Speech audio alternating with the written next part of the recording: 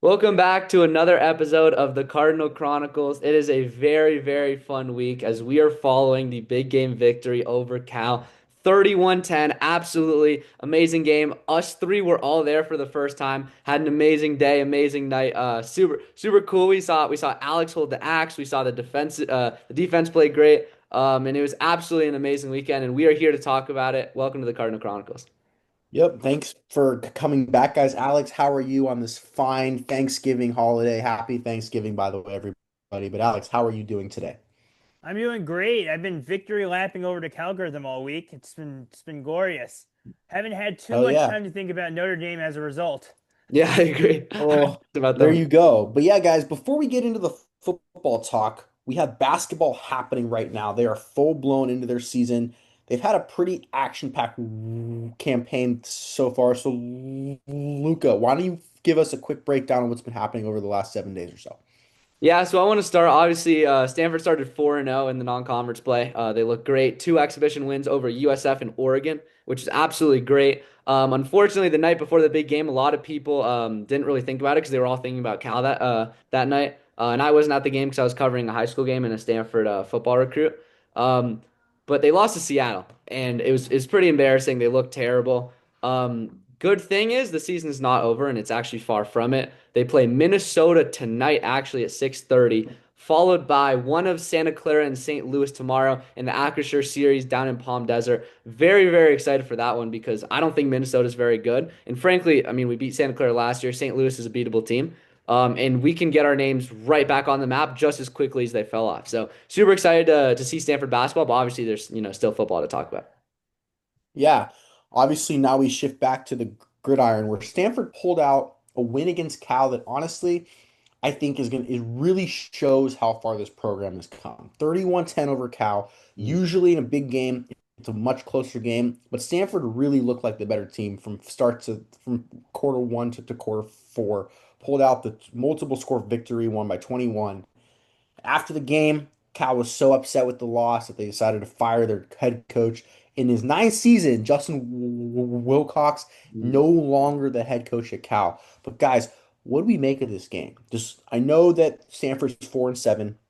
I know that bull hopes are pretty much over, but from all intents and purposes, it's a successful year now that Stanford was able to go home with the axe again for the first time since 2020. But what do we make of this game overall?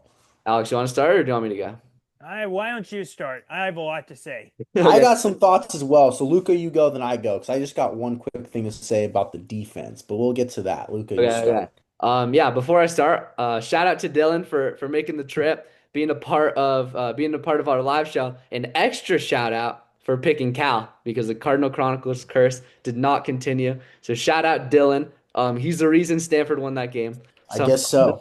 I guess and so. the I'll take other credit for reason that one. Stanford won that game was the defense. They looked absolutely amazing. Jay Green was phenomenal. Brandon Nicholson was phenomenal. What's his name? Matt Rose and Josiah Galvin. I mean, they were so good. I can't even put it into words. Feels like every week they always are like, damn, this defense is better than the score. This defense could be better with good field position. A couple guys shined, but not everybody shines. Everybody shined. Everybody did their job. They did it perfectly. They scored 14 points. They allowed 10. If we didn't play an offensive snap, we would have won this game. I didn't even think about that coming in. But yeah, I mean, the defense was absolutely incredible. Offensively, CJ Williams was good. The run game was good. Elijah Brown was good enough, I'll say. And the fact that we were able to get the win in the fashion we did, I think so much credit goes toward the defense. But I mean, everything was great. Coach Wright completely outcoached the game. The fans were incredible. There's like, I think almost every single undergrad at Stanford was at the game. It was insane. The crowd was packed and just overall amazing experience. I'm so happy I was able to be there and witness it. Yeah, I mean, look, I will say the defense. How about that defense? This might have I been couldn't believe it. the best Stanford defensive performance I will say since Syracuse last season. No, That's how more far than that that. no no no. This well maybe, but when Mitch Lieber had that pick six against Right. Syracuse, like that was pretty good. So I will say that was a good defensive game. But this might have been even like you just said, this might have been the best defensive performance Stanford's had in years. Like this Oh, this I think so. this was fantastic. I mean, Jay Green with that fumble, scoop and score. You had what? Another scoop and score later in the game Forgot by Darius number 29. Darius Um, Davis, I believe it yeah, was. Demarius Davis or Da- something. uh, Darius Davis. Yeah, Darius I mean, it was a Davis. fantastic game. Offensively, Stanford started slow a little bit. It took them until the fourth quarter, I believe, to really pick it up. But even without the offense, I mean, Stanford's defense was lights out. JKS had a hard time making plays, and that's exactly what they needed to do in this game. I thought it was a great game from Stanford overall, but I thought the defense, man, what a game. I mean, look, going into Notre Dame, it's going to be tough. But just based off of how well the defense played alone, I could see a game where Stanford's defense is just on a major confidence Oh, boost, and we'll see what happens though. But that was a great game on Saturday. I agree. All right, Alex, let's hear what you have to say about this game. That was the best Stanford defensive performance since 2013 I was gonna Oregon. say, yeah, it's more than just Wow. All here. right, there we Yeah, go. Um, Been that 12 wasn't years. that wasn't coming from me, by the way. That was coming from friend of the account, Bo McNally, yeah, I saw that too. who's very very tuned into to Stanford football. You know, we talked a lot about what would the first year of an Andrew Luck regime would look like, and he set a pretty lofty goal of making a bowl game. We're not going to make a bowl game, but um, by all stretch of the imagination, this is the results of the Andrew Luck regime so far, and they're really, really promising. This game was not just a statement win for the season. It was a statement. It was a statement win for the direction of Stanford football. Mhm. Um, I'll start with the defense first because, but you guys have mentioned most of my points on the defense. Um, you know, the we hear over and over again from the Stanford defensive players in interviews and conferences, in press conferences, that they're the most important thing that they can do in a football game is to create turnovers and generate points off of turnovers. And that's exactly what this defense has done. If Stanford did not score any offensive points, they still would have won this game 14-10. Yeah. Um, my I will never there are wacky moments in big game, always. And every big game is a little memorable in some way or infamous in some way. What I will remember forever about this 2025 big game is the Omar Staples bicycle kick fumble that he kicked the ball out of De Jesus' hands, and Jay Green picked it up and score. By the way, Andrew Luck was being interviewed by ESPN during that return, and it was right down the sideline where he was getting interviewed. That created an extremely viral clip. If I'm Stanford football, I am showing that clip to every single recruit and every single transfer portal player, and that is case in point on why you should come to Stanford, because your general manager actually knows every single player personally and cares about your development. Um, two turnovers generated by the defense. JKS looked uncomfortable in the pocket all day. 5 sacks. Party in the backfield vibes. I think it's a combination of the Stanford D line having a generational game and the Cal line being goddamn terrible. And so I'm so beyond proud. I think that and we'll I'm sure there will be talk after the season about who's going to transfer and who's going to not transfer. I am very very comfortable with where our secondary is at, even if certain pieces transfer, because Brandon Nicholson is a lock. He is a lock, and I'm so happy we have Brandon Nicholson. Um, in terms of the offense did not get going in the first half, which made it all the more important why we were being up at halftime was so fantastic for the game. But it was clear what it was, and I felt like Frank Reich started off by trying to be cute with his game plan, calling way more passes. I think the first series he's called 3 passes against the defense that had given up over 100 yards rushing for the past 4 games. Um, And so, but after halftime, we really buckled down, and we ran the damn rock. And Michael Ford, despite him not being 100%, went for 29 carries and 150 yards and a touchdown. I mean, he just wore down that defense. And then Elijah Brown did what he needed to do in that second half. It wasn't pretty, but that 39-yard touchdown to C.J. Williams sealed the game. And I'm so happy about our offensive performance in the second half. I think there's a lot to take away going into next week's game against Notre Dame. Um, Yes. so super happy with this performance. The axe is back home. Got to hold the axe. As a former chair of the Stanford Axe Committee, for those who don't know, we are the ones who are participating in that stare down the last couple Best minutes of the tradition in game. college football. There you go. Best tradition in college football. Glad it went viral. Glad people are getting to know our club's name. And yeah, I felt like a fever dream. Okay, well, speaking of next week's game, Stanford picking up the win against Cal. They're gonna have a massive wave of confidence and momentum up against number 9 Notre Dame. But Notre Dame is one of the best teams in the country right now. They're Hmm. on a streak. They started 0-2. They are now 9-2, and they're playing for a spot in the CFP. They're still eligible for that. So it's going to be a tough game. Last year they lost 49-7 on the road, but that was just a game where you could clearly tell that Notre Dame was a better team. This year Notre Dame's not as good, but Notre Dame is still a very good program. What do we make of this game against Notre Dame at home, but against a Notre Dame team that's really on fire and looking to play for a spot in a playoff and go on a run to maybe win a national title this year?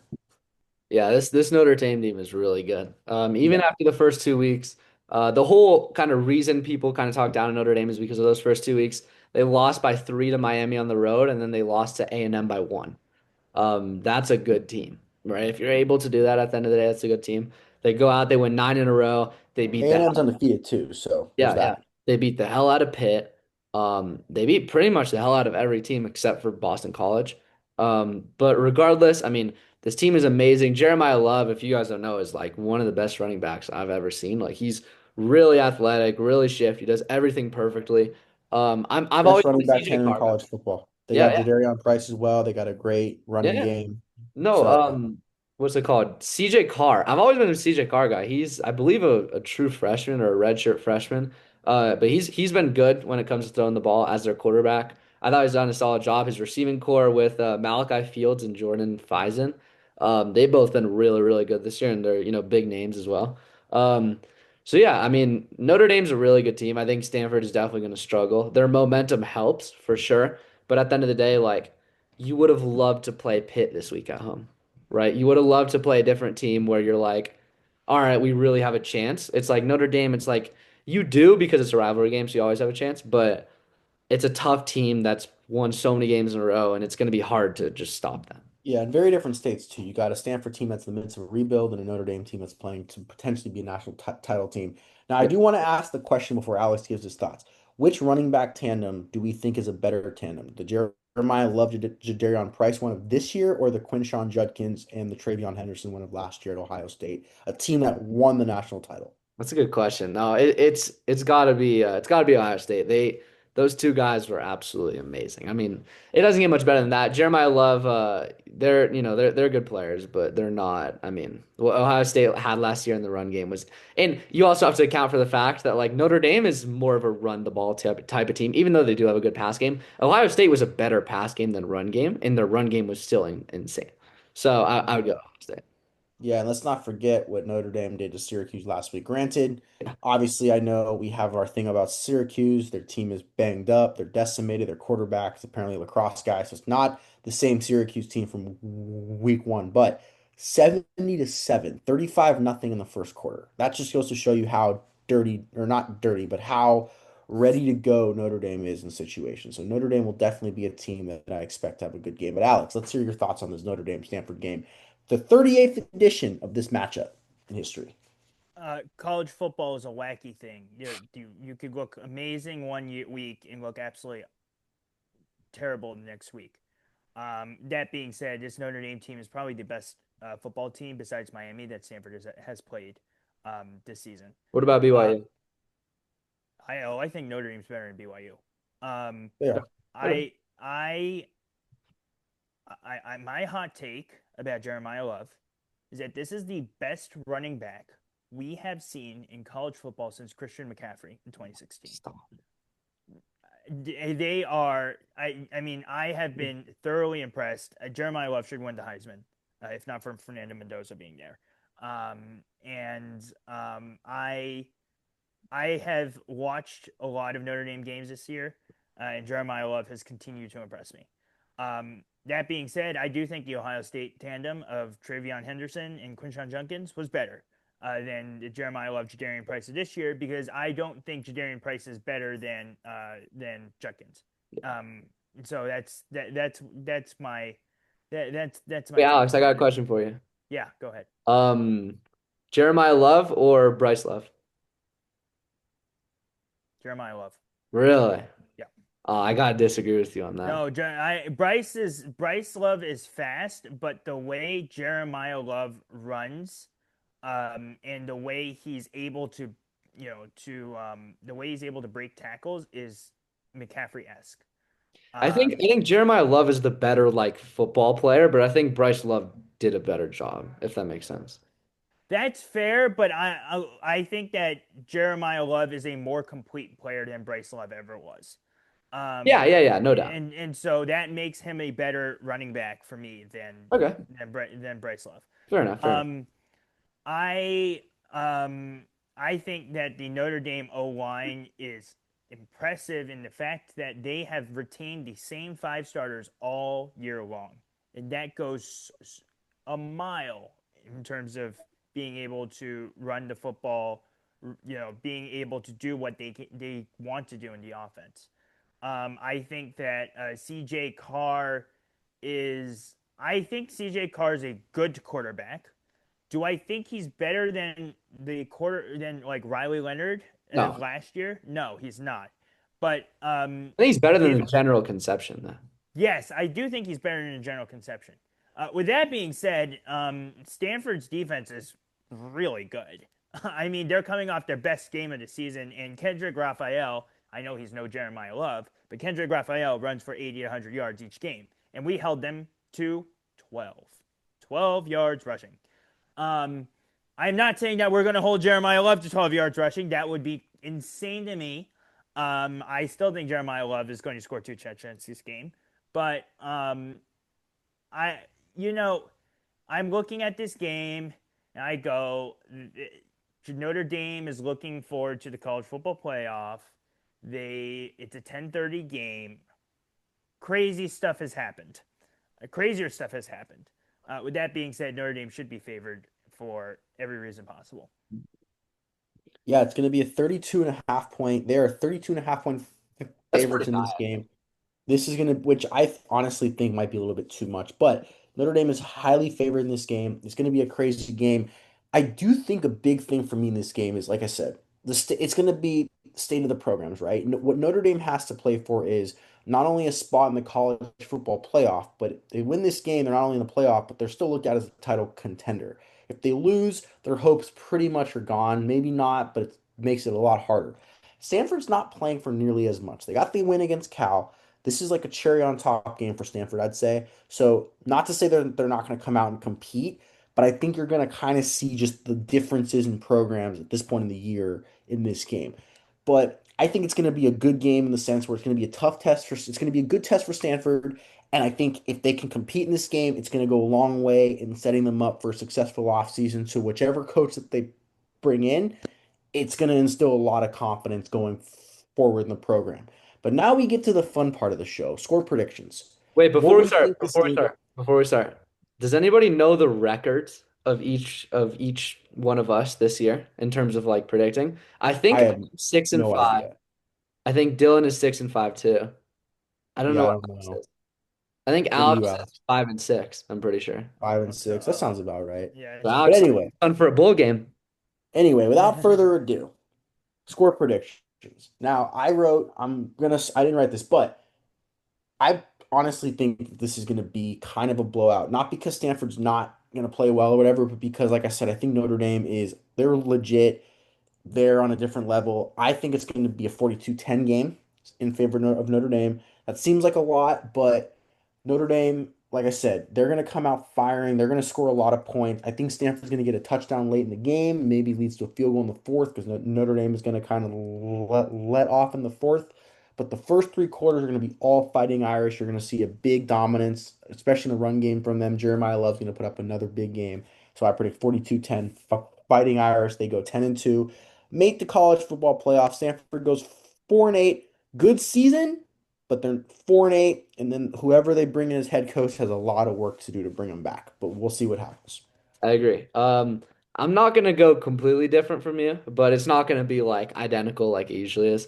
Um, I'll go 31-10. No, I'll go 28-10. I'll go 28-10. Notre Dame, obviously, like we mentioned, great offense, good defense, whatever. Stanford's defense, I think will continue their momentum, but it's like unstoppable. What is it like? Unstoppable force versus a movable object. Like it's like the amazing offense versus the amazing defense, like clashing. Still think they'll score a good amount, but it won't be 70. You know what I mean? But it also won't be zero. So I'm gonna go 28. I think obviously their offense is gonna do well. And Stanford will have probably a defensive touchdown once again, and then some sort of Emmett Kenny field goal. I kind of agree with both of you. I'm not gonna sit here and say that predict that Stanford's gonna win because I don't think Stanford's gonna win this game. Um, I I still maintain crazy things happen in college football, and I'd be very very happy to be wrong. I'd go 34-17 Notre Dame. I think Jeremiah Love runs for two touchdowns, but I think the defense kind of again shows a little something there that maybe a little more impressive than what people think. But I don't think the offensive firepower is enough, especially with the, the the poor quarterback situation we have there. I say 17 points, probably one defensive touchdown in there. But I don't think that the O line will necessarily have a altogether terrible showing either, given that Jimmy Polly's back. Well, guys, look, this will be a great game for Stanford. This is also most likely Frank Reich's last game in charge, so be sure to enjoy it. Catch the action on what ESPN 7:30 kickoff, late kickoff, but Yep. 7:30 kickoff for Stanford and Notre Dame. It's going to be a good one on the farm. So if you guys are able to and you have nothing to do on Thanksgiving Saturday, go catch a Stanford game. Stanford Notre Dame, final game of the season, final game of the Frank Reich era. So you guys don't want to miss it. But again, thank you for joining us on the show. Happy holidays, everybody. Thank you for everything. Happy Thanksgiving. Enjoy the holiday, and we will see you guys next time. And as always, go Card. And by the way, please provide Andrew Luck bobbleheads for media members. I want There we like, go. That's another one we please, enjoy. please, I need it.